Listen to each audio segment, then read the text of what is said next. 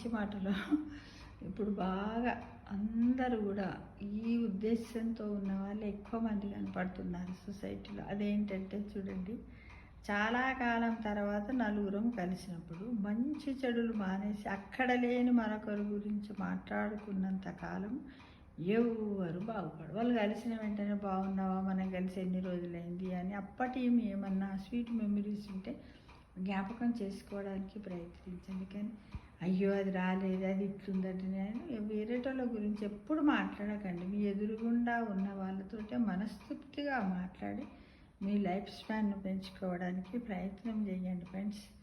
అలా అయితేనే బాగుంటుంది.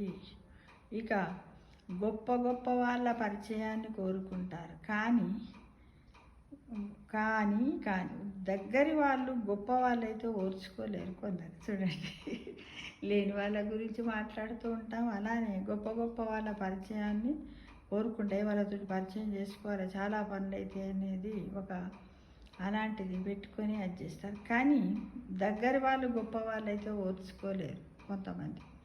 ఎందుకు పోయి వాళ్ళని కంగ్రాచులేట్ చేయాలి? ఓ పారి కాకుండా ఓ పారి మనకు వాళ్ళు అక్కడికి వస్తారనే విషయాన్ని గ్రహించాలి ఫ్రెండ్స్. అందరు ఎవరైనా కూడాను గ్రహించడానికి ప్రయత్నం చేయండి. ఇక కొద్దిమంది ఏం చేస్తారు, నేను ఇది చేస్తా అది చేస్తా నీకేంటి అని అంటూ ఉంటారు. ఏంటంటే మాట నిలబెట్టుకోవడానికి కూడా ప్రయత్నం చేయండి.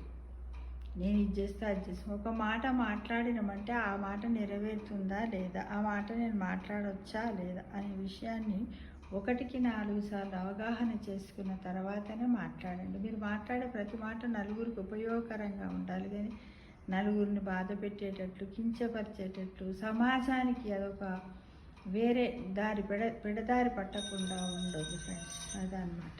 ఓకేనా ఫ్రెండ్స్? Thank you.